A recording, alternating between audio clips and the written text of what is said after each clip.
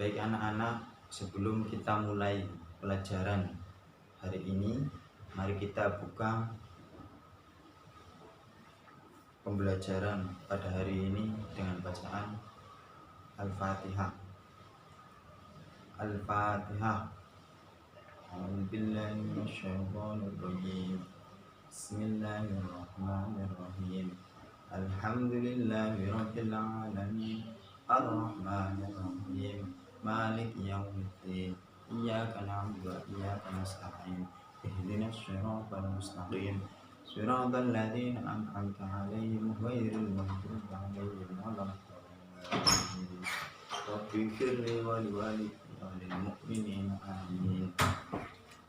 Kali ini kita akan belajar tentang hal-hal yang mewajibkan wudhu atau hal-hal yang membatalkan wudhu. Jadi ketika kita terkena hal-hal tersebut, maka kita harus wajib berwudhu kembali. Ketika akan melaksanakan ibadah, baik itu ibadah mahdhah yaitu sholat, atau ibadah sunnah yaitu membaca Al-Quran, memegang, membawa, itu harus berwudhu. Yang pertama yaitu yang membatalkan wudhu adalah keluarnya sesuatu hal atau sesuatu dari dua jalan kecuali sperma. Ini yang pertama, keluarnya sesuatu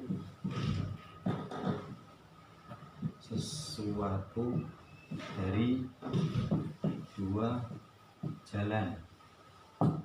Maksud dari dua jalan yaitu kubul dan dubur, kecuali sperma. Kecuali sperma itu tidak membatalkan wudhu.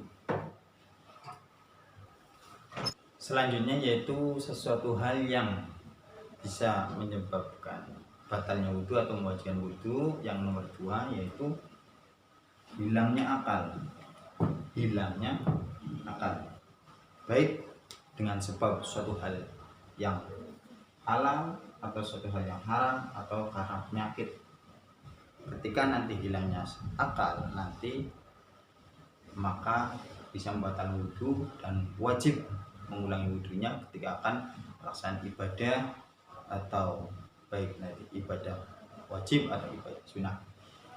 Yang halal contohnya yaitu karena tidur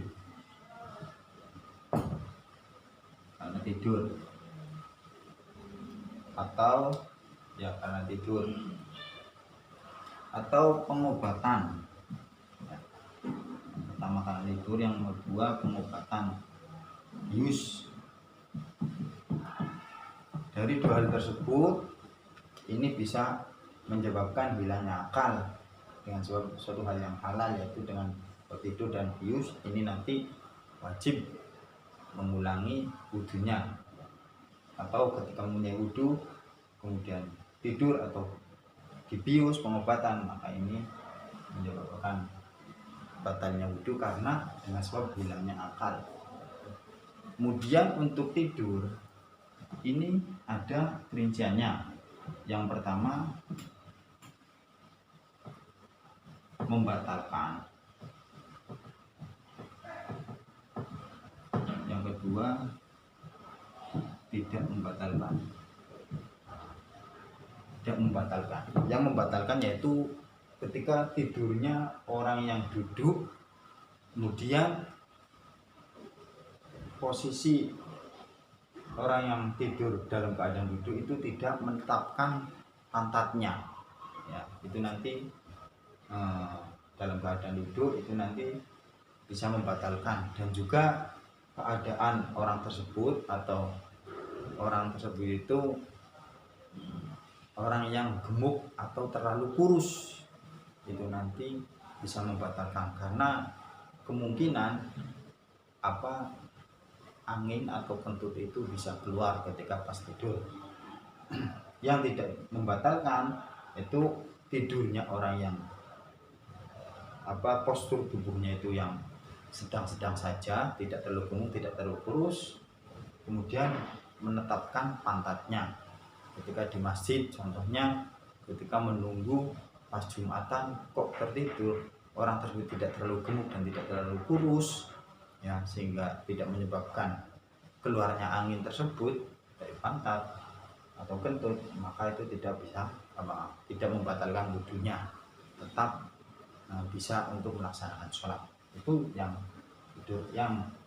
kemudian suatu dengan sebab yang haram ya. Hilangnya akal dengan sebab yang haram yaitu mabuk, baik dengan sebab kecubung, minuman yang haram ya, atau yang lain. Mabuk ini termasuk menghilangkan akal, sesuatu yang haram. Ini termasuk membatalkan wudu. Yang ketiga yaitu karena adanya penyakit ya, yaitu epilepsi atau ayan. Ini tidak akan sadarkan diri, hilangnya akal dengan sebab penyakit. Atau ada hal yang lain yaitu ketika pingsan ya. Ketika pingsan, hilangnya akal, ini nanti bisa menyebabkan batalnya wudu. Itu macam-macam penyebab dari hilangnya akal yang menyebabkan wudu tersebut itu batal atau wajib mengulangi wudunya ketika akan melakukan ibadah. Ketiga yaitu bersentuhan kulit antara laki-laki dan perempuan yang bukan mahram. Bersentuhan kulit yang ketiga.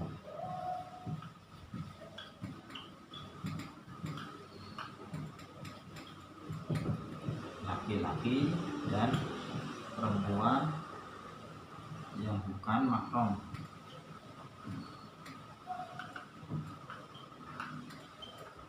Tanpa penghalang.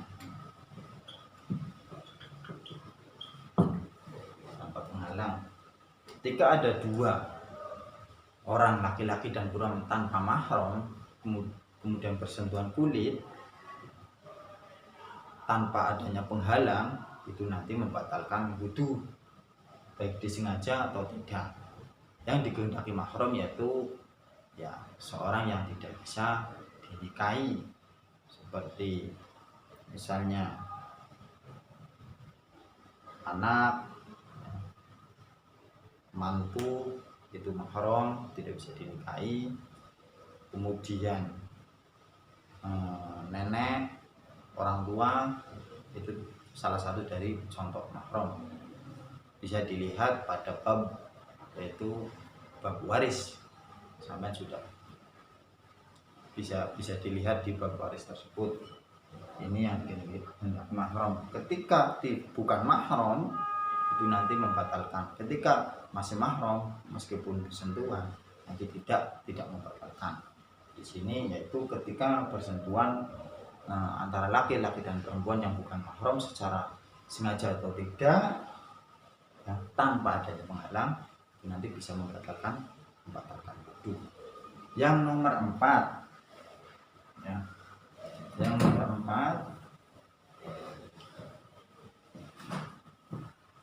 nomor 4 yaitu menyentuh kemaluan.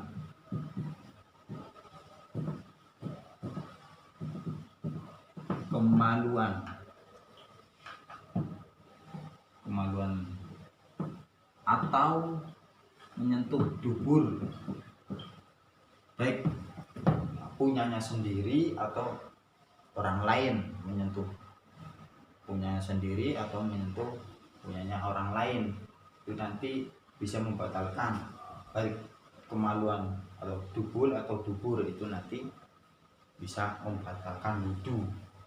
Makanya harus berhati-hati ketika dalam keadaan sendirian telanjang, nanti hati-hati karena ketika menyentuh nanti akan membatalkan wudu, sehingga kita harus mengulangi wudu tersebut. Itu menyentuh kemaluan atau dubur kita atau dubur orang lain tanpa adanya penghalang.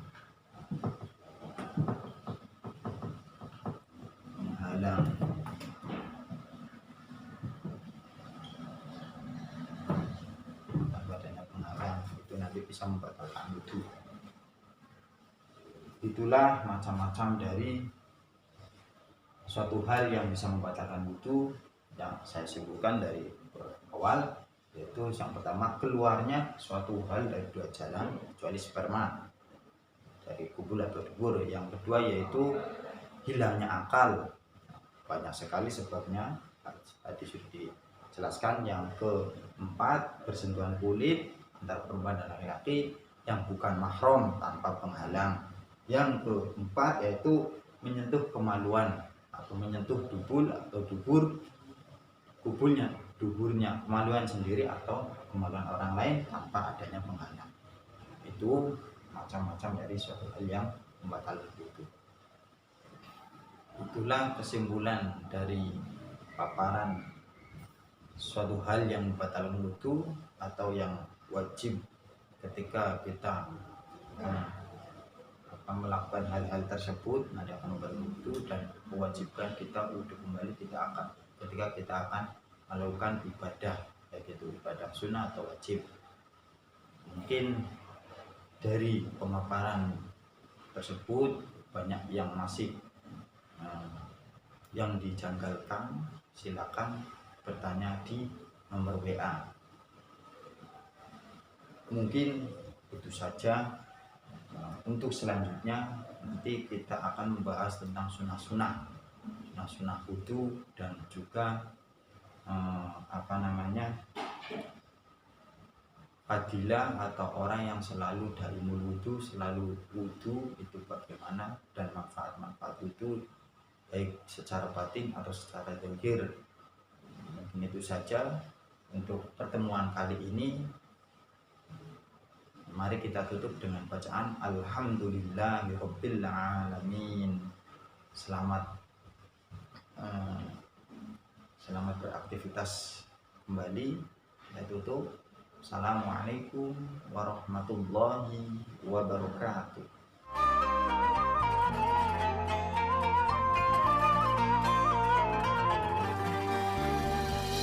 Allahumma taqabbalna بجميل هداك أعنا يا ذا الأسماء الحسنى الطف ربي بهذا القلب لولاك لما كنا ندعوك وما آمنا نحسن بك ربي الظنا فاستخدمنا